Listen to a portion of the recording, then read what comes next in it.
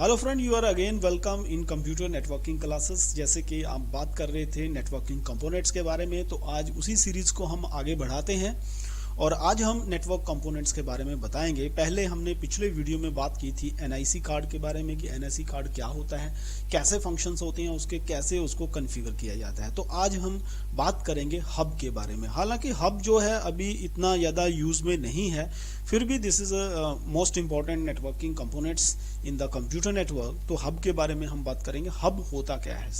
तो सबसे पहले जो यहाँ पे हब था, हब के द्वारा ही जहाँ पे नेटवर्क जो है वो बनते थे और नेटवर्क जो है वो एस्टेब्लिश करते थे। Hub is a repeater with multiple ports. Hub जो है, जैसे आप इस फिगर के अंदर देख पा रहे हैं, ये एक तरह का रिपीटर होता था विद मल्टीपल पोर्ट्स। यहाँ पे मल्टीपल पोर्ट्स होती थी इसके अंदर। Hub operate at physical layer. Hub कहाँ पे ऑपरेट होता था? ये फिजिकल लेयर के ऊपर ऑपरेट होता था of the OSI reference model. Hub are used to connect the computers to a server in the network that use the star topology. तो हब जो है कंप्यूटर नेटवर्क के अंदर कहाँ यूज होती थी? ये हब यूज की जाती थी कंप्यूटर्स को सर्वर के साथ कनेक्ट करने के लिए। कौन से सर्वर? जो कि एक नेटवर्क टोपोलॉजी के अंदर, जो स्टार टोपोलॉजी के अंदर जो सर्वर रहते थे। जैसे आप यहाँ फिगर के अंदर भी देख पा रहे हैं, यहाँ पे क्लियरली दिखा रहा है, स्टार टोपोलॉजी आपको बना के दिखाया गया है यहाँ पे। Hub are used to connect the computers to a server in a network that use the star topology. Hubs can also be used to connect the multiple segments of the same network. एक ही network के जो multiple segments होते थे, जैसे यहाँ पे एक local area network है, यहाँ पे एक लोकल एरिया नेटवर्क है, यहाँ पे है, तो ये जो तीन सेगमेंट हो गए लोकल एरिया नेटवर्क के, उनको भी आपस में कनेक्ट करने के लिए हब को यूज किया जाता था. Hub can also be use to connect the multiple segment of the same network and transfer the data from one segment to anothers. और एक सेगमेंट से दूसरे सेगमेंट के अंदर, मीन्स टू से कि एक लोकल एरिया नेटवर्क से दूसरे लोकल एरिया नेटवर्क के बीच में जो एक छोटा छोटे सेगमेंट्स बनते थे, उनके अंदर भी जब डाटा ट्रांसफर होता था तब हब को यूज किया जाता था. In a network, a hub act as a central point for the devices such as the computer, printer and routers. और किसी भी नेटवर्क के अंदर जो एक सेंट्रल पॉइंट होता था, किनके बीच में? कंप्यूटर्स के बीच में, प्रिंटर्स के बीच में या राउटर्स के बीच में, वो हब जो है इसका काम करती थी. जैसे ये देखिए आप यहाँ इस फिगर के अंदर बिल्कुल यहाँ पे क्लियर दिखाई दे रहा है हब जो है कैसे एक जो है इंटरफेस और एज वेल एज एक सेंटर पॉइंट का काम यहाँ पे कर रही है. जैसे आप देख पा रहे हैं in the figure, if a node send data to any one of the another node. अगर एक नोड जो है, एक नोड मीन्स एक कंप्यूटर, एक यूजर, अगर दूसरे यूजर को, suppose this user want to transfer the data to this user, दूसरे नोड को ट्रांसफर करता है, hub receive the data and transmit the signal to all the ports. तो उस टाइम क्या होता था जब हब यूज होती थी नेटवर्क के अंदर, अगर इस कंप्यूटर ने, मान लो suppose this first computer want to transmit data to this last computer, तो उस टाइम क्या होता था, ये कंप्यूटर जो है डाटा देता था हब को. हब क्या करती थी? हब जो है रिसीव करती थी डाटा को, फिर ट्रांसमिट करती थी signals to all the ports. ये सारी पोर्ट्स के ऊपर सिग्नल्स को ट्रांसमिट कर देती थी. This increases the network traffic. उससे क्या होता था, नेटवर्क की ट्रैफिक जो है वो काफी बढ़ जाती थी, क्योंकि पूरे नेटवर्क के ऊपर ये ट्रांसमिट करती थी उस सिग्नल्स को. Hence the unnecessary traffic increases the chances of collision and degrades of the network performance. तो उससे क्या होता था, जो भी डाटा के पैकेट्स जो होते थे उनके अंदर कॉलिजन होती थी, काफ़ी कंजंक्शन हो जाती थी डाटा की, और जिससे क्या होता था, नेटवर्क की परफॉर्मेंस जो है अल्टीमेटली पुअर हो जाती थी. टू ओवरकम दिस, इस चीज को जो है खत्म करने के लिए, to overcome this drawback of the hub, switches are introduced. तो उसके लिए क्या बनाए गए? स्विचेस जो है वो इंट्रोड्यूस किए गए. तो जो नेटवर्क हमने सबसे पहले स्टार्ट किया था वो हमने हब से ही स्टार्ट किया था. मगर कुछ, जैसे अभी मैंने आपको बताया है, प्रॉब्लम्स जो आती थी, जो जिसके अंदर क्या है कि डाटा के अंदर कंजंक्शन आता था, कॉलिजन हो जाता था, नेटवर्क की परफॉर्मेंस जो है पुअर हो जाती थी, क्योंकि ये ब्रॉडकास्ट कर देती थी पूरी पोर्ट्स के ऊपर जो भी एक पैकेट जो है कंप्यूटर दूसरे को भेजना चाहता था. तो उस वजह से जो है ये ड्रॉबैक्स को देखते हुए यहाँ पे स्विच जो है उसको जो है इन्वेंट किया गया. स्विच का यहाँ पे जो है जन्म हुआ. Based on based on their functions hub can be classified as follow. अगर हम हब के फंक्शन की बात करते हैं तो उनके फंक्शंस के बेसिस के ऊपर जो है हब को डिफरेंट डिफरेंट पार्ट्स में यहाँ पे जो है वो डिवाइड किया है। जैसे एक्टिव हब है, पैसिव हब है, इंटेलिजेंट हब है। ये 3 तरह की जो है हब यहाँ पे जो है वो एक्सप्लेन की गई है। जैसे एक्टिव हब किसको हम बोलते थे, an active hub is usually powered and it amplify the signals to the original strength. Active hub क्या करती थी, एक्टिव हब जो थी ये usually powered and it amplify the signals. ये सिग्नल्स को जो है एक पावर प्रोवाइड करवाती थी। जो भी ये कंप्यूटर जो है अपना कुछ भी मैसेज जो है दूसरे कंप्यूटर तक देना चाहता था तो ये उसको एम्पलीफाई करती थी। एक्टिव हब क्या करती थी, उस सिग्नल को एम्पलीफाई करती थी, उसको ओरिजिनल स्ट्रेंथ में ही दूसरे पीसी तक पहुंचाती थी, डेस्टिनेशन तक पहुंचाती थी। Active hub are the most common types of hub used in the network. Network के अंदर ज्यादातर एक्टिव हब ही यूज किए जाते थे। They are useful when the segment of the networks are not close to one another and the signals may require amplification. और active hub कहाँ use की जाती थी, जब जो है कंप्यूटर्स जो आपस में कम्युनिकेट करते थे या आपस में पैकेट्स को सेंड रिसीव करते थे वो एक सेगमेंट में होते थे, उनका डिस्टेंस थोड़ा ज्यादा होता था और सिग्नल्स जो है उनको एम्पलीफाई करना पड़ता था, वहां पे हम एक्टिव हब को यूज करते थे। सिमिलरली यहाँ पे एक पैसिव हब होती थी। Passive hub is typically unpowered and make only physical electrical connections, it does not regenerate और amplify the signals. Passive hub के अंदर क्या होता था, पैसिव हब के अंदर सिग्नल्स को जो है री एम्पलीफाई नहीं किया जाता था।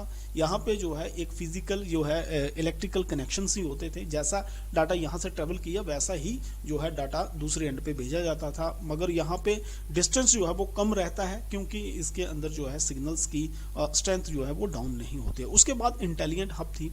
N intelligent hub is an active hub with the additional features such as a network monitoring capabilities. जो एक्टिव और पैसिव हब थी उसके अलावा यहाँ पे एक इंटेलिजेंट हब थी। जो इंटेलिजेंट हब होती थी ये एक तरह का एक्टिव हब ही होता था, मगर इसके अंदर कुछ एडिशनल फीचर्स थे। कौन से थे, नेटवर्क की मॉनिटरिंग करने की कैपेसिटी थी इसके अंदर। ये जो थी ये नेटवर्क को मॉनिटर कर सकती थी कि नेटवर्क के अंदर जो है कहाँ पे कितना जो है लोड आ रहा है, so that it was the intelligent hub.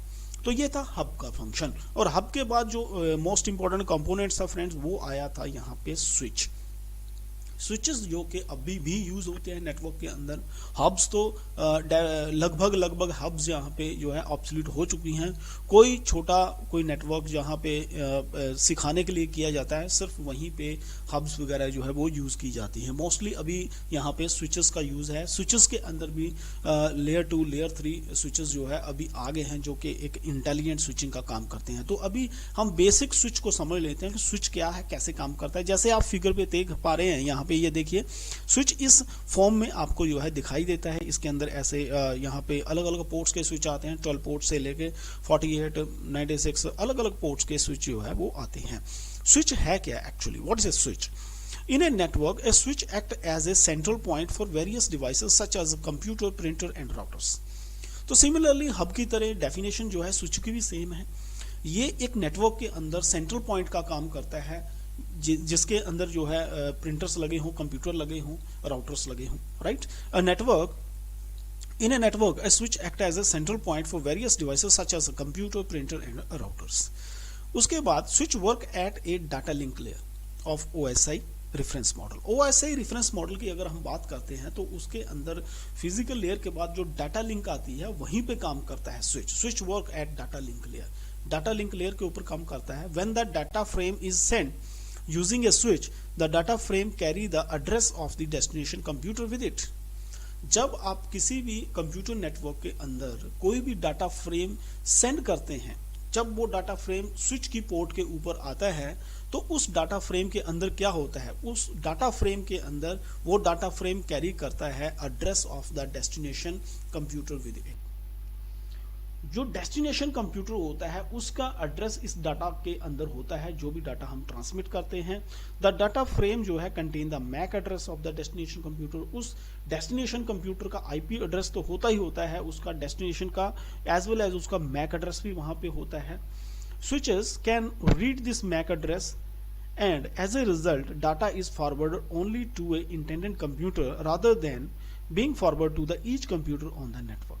और स्विच क्या करता है, स्विच जो है हब से ज़्यादा इंटेलिजेंट होता है। ये जो भी डाटा पैकेट्स आता है जिसके ऊपर जो है डेस्टिनेशन कंप्यूटर का मैक एड्रेस लिखा होता है, स्विच उस जो डाटा पैकेट्स होते हैं उसको उसी कंप्यूटर के एड्रेस के ऊपर सेंड करता है, rather than on every ports, her ports के ऊपर उसको सेंड नहीं करता, पर्टिकुलर उसी कंप्यूटर को ये सेंड करता है डाटा जिसका एड्रेस उस पैकेट्स के ऊपर लिखा होता है। Switches can read this MAC address and as a result data is forward only to a intended computer rather than being forward to the each computer on the network. जैसे कि hub कर रहा था वैसे ये काम नहीं करता है। As a result, switch reduces the network traffic and therefore enhance the network performance। और जिससे क्या हुआ, जब स्विचेस जो है पर्टिकुलर जिस पीसी के लिए वो मैसेज बना है उसी को भेजेगा, उससे क्या होगा, नेटवर्क की परफॉर्मेंस बढ़ी और उससे क्या है, नेटवर्क के अंदर जो बिजीनेस था, जो कंजंक्शन थी डाटा का, वो खत्म हो गया। सो स्विच जो थे ये एडवांस वर्जन था हब का। हब के जो फंक्शन थे उनको यहाँ पे काफ़ी इम्प्रूव किया गया। अगर हम लोकल एरिया नेटवर्क की बात करते हैं, लैन स्विचेस जो है रिले ऑन पैकेट स्विचिंग। तो जो लोकल एरिया नेटवर्क्स होता है उसके अंदर जो स्विच यूज किए जाते हैं वो किस उसके ऊपर टेक्नोलॉजी के ऊपर काम करते हैं, ये काम करते हैं पैकेट स्विचिंग टेक्नोलॉजी के ऊपर। जो लैन स्विचेस जो हैं ये relay on the packet switching. Incoming packets part of an Ethernet frame, जो इनकमिंग पैकेट्स आते हैं स्विचेस के पास, are saved to a temporary memory area, buffer जिसको हम बोलते हैं। स्विचेस की जो बफर रहती है उसके अंदर जितने भी पैकेट्स आते हैं उनको ये सेव कर लेता है। The MAC address contained in the frames header is read and then compare to a list of addresses maintain in the switch lookup table. उसके बाद क्या होता है, ये जैसे उस मैक एड्रेस को सेव कर लेता है तो जो फिर स्विच के अंदर एक टेबल होता है जिसको हम स्विच का लुकअप टेबल बोलते हैं, उसके अंदर ये उस लिस्ट के अंदर उस एड्रेस को, मैक एड्रेस को ये कंपेयर करता है कि किसका एड्रेस है ये। In an Ethernet based local area network an Ethernet frame contain a normal packets as the payload of the frame with a special header that include the MAC address information to the source and destination of the packets. LAN switches use one of the methods for switching frame, cutting through stores and forward and fragment the frame। तो यहाँ पे कहने का मतलब क्या है कि यहाँ पे ब्रॉडली मैं बता देता हूँ कि लैन स्विचेस जो होते हैं वो क्या करते हैं, जो भी पैकेट्स जो आते हैं वो ये एक्चुअली काम करते हैं पैकेट स्विचिंग के बेस के ऊपर। जो भी पैकेट्स आते हैं उनके अंदर मैक एड्रेस रहता है, उनको ये सेव कर लेते हैं, फिर जो स्विच के अंदर लुकअप टेबल होता है उसके अंदर उसको सर्च करते हैं किस कंप्यूटर के लिए ये जो है पैकेट्स आए हैं, उसी को ये ट्रांसमिट कर देते हैं। Cut through switches and store forwards, अभी इसको भी हम समझ लेते हैं। कट थ्रू स्विच क्या होते हैं? Cut through switches read the MAC address as soon as packets is detected by the switch. जैसे ही कोई पैकेट जो है स्विच की पोर्ट के ऊपर आता है, स्विच की पोर्ट के ऊपर पैकेट कोई रिसीव होता है तो कट थ्रू स्विच जो होता है ये क्या करता है, कट थ्रू स्विचेस जो है रीड द मैक एड्रेस। सबसे पहले ये क्या करते हैं, मैक एड्रेस को रीड कर लेते हैं। After storing the 6 byte that make up the address information, they immediately begin sending the packets to the destination node even as the rest of the packets is coming into the switch। ये क्या करते हैं, जैसे उसका MAC address पढ़ लेते हैं तो जो स्टोर कर लेते हैं 6 बाइट्स को। कौन सी बाइट्स होती हैं, जिनके अंदर जो है एड्रेस की इंफॉर्मेशन होती है उनको स्टोर करते हैं और इमीडिएटली क्या कर देते हैं, उन पैकेट्स को जो है उस रूट के ऊपर सेंड करना शुरू कर देते हैं, उस पीसी के लिए सेंड करना शुरू कर देते हैं। हालांकि बाकी पैकेट्स आना बाकी होते हैं मगर ये क्या है, स्विचिंग को फास्ट करवाने के लिए उनको सेंड करना शुरू कर देते हैं। उसके बाद स्टोर एंड फॉरवर्ड होता है। स्टोर एंड फॉरवर्ड के अंदर क्या होता है, switch using store and forward it save the entire packet to the buffer and check it for CRC error और other problems before sending. Store and forward के अंदर क्या होता है कि स्विच के अंदर जो फंक्शन होता है स्टोर एंड फॉरवर्ड, उसके अंदर ये क्या करता है, ये सेव कर लेते हैं इंटायर पैकेट्स को अपनी बफर के अंदर सेव करते हैं। फिर चेक करते हैं CRC उनके अंदर कोई एरर्स तो नहीं है सेंडिंग करने में, या अदर कोई प्रॉब्लम्स तो नहीं है सेंडिंग में। अगर वो नहीं होती, if the packets has an error it is discarded, उस पैकेट्स को ये डिस्कार्ड कर देते हैं, उस पैकेट्स को ये जो है डिस्कार्ड कर देते हैं पूरी तरह से, मतलब मीन्स टू से डिलीट कर देते हैं। अदरवाइज द स्विच जो है look up the MAC address and send the packets on the destination. अगर उसके अंदर कोई भी एरर नहीं है, ये अपना जो है मैक एड्रेस देखते हैं, लुकअप टेबल को देखते हैं और उसके बाद उस पैकेट्स को डेस्टिनेशन के नोड के लिए सेंड कर देते हैं। Many switches combine the two methods using cut through until a certain error level is reached and then changing over the store and forward, and very few switches are strictly cut through since it provides no error correction। और switches जो होते हैं अलग अलग तरीके से काम करते हैं। कई switches जो हैं ये कट थ्रू का यूज नहीं करते हैं, डायरेक्टली स्टोर एंड फॉरवर्ड कर देते हैं मैसेजेस को। आगे हम बात करते हैं फ्रेगमेंट फ्री। फ्रेगमेंट फ्री क्या होता है स्विचेस के अंदर a less common method is fragment free. Less common method is fragment free. Fragment free जो होता है बहुत ही कम यूज करने वाला मेथड्स होता है। It work like a cut through except it store the first 64 bytes of the packets before sending on it. ये cut through की तरह ही काम करता है, जैसे कट थ्रू के अंदर काम किया जाता है, ये उसी की तरह काम करता है। The reason for this is that most error and all the collision occur during the initial 64 bytes of the packets। ये क्या है, initial 64 bytes को जो है सेव कर लेता है, जिसकी वजह से जो है collision वगैरह पैकेट्स के अंदर हो जाता है। दैट्स वाई फ्रेगमेंट फ्री जो होता है ये टेक्निक बहुत कम यूज की जाती है स्विचेस के अंदर। सो बेसिकली स्विचेस के अंदर जो काम करने के लिए फंक्शंस किया जाता है वो होता है कट थ्रू स्विचेस होते हैं, स्टोर एंड फॉरवर्ड किया जाता है, as well as fragment free जो है ये चीज़ों का यूज करके स्विचेस के अंदर पैकेट्स की जो है ट्रांसमिशन की जाती है। उसके बाद फ्रेंड्स हमारे पास आ जाते हैं लेयर 2 स्विचेस। ये तो एक नॉर्मल स्विच है, जो हमने फर्स्ट में आपको बताया ये एक नॉर्मल स्विच है। उसके बाद लेयर 2 लेयर 3 स्विचेस जो है डिफरेंट टाइप के स्विचेस होते हैं, राइट। उनके अंदर अलग अलग फंक्शंस होते हैं।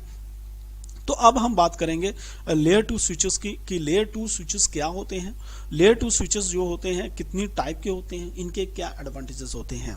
सो इसको जो है हम नेक्स्ट वीडियो में आपको बताएंगे, बिकॉज कि आज का ये वीडियो जो है हम यहीं तक रहने देते हैं, सो दैट जितना हम डाटा जो है ज़्यादा आपको देंगे और उतना जो है कन्फ्यूजन भी आपका ज़्यादा बढ़ेगा। सो इस वीडियो को आप दोबारा रिपीट करके सुने और रिपीट करके देखें और समझें इसको अच्छे से। अगर आपको कोई दिक्कत होती है, अगर आपका कोई क्वेश्चन होता है तो आप हमारे कमेंट बॉक्स में जरूर लिखें, सो दैट हम उसको जो है सॉल्व कर सकें और आपकी सारी प्रॉब्लम्स को जो है सॉल्व करके आपको एक बढ़िया तरीके से लेक्चर प्रोवाइड करवा सकें। और सो फ्रेंड, अगर आप नए हैं इस चैनल के ऊपर तो इस चैनल को सब्सक्राइब जरूर कर लें, क्योंकि जब भी हम ऐसे वीडियो लेके आते हैं तो उसका नोटिफिकेशन आपको मिलता रहे। बेल आइकॉन को भी आप दबा दें। मिलते हैं अगले वीडियो में एक नेक्स्ट वीडियो के मिलते हैं अगले वीडियो में एक नेक्स्ट टॉपिक के साथ। Till then keep on watching computer Guruji channel. Have a good day.